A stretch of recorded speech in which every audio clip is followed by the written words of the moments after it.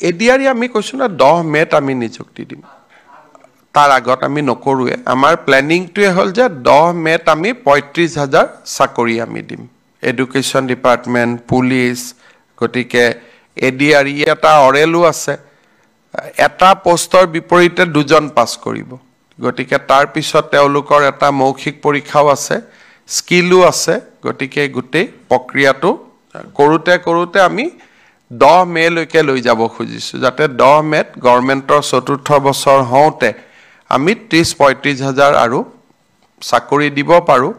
আৰু প্ৰতিশ্ৰুতি মতে আৰু 15,০০০ পদ আমি তেতিয়া বিজ্ঞাপনো মুকলি কৰি দিম যে আমাৰ হৈ যোৱা এডিআৰি পৰীক্ষাৰ ফলাফল সমূহ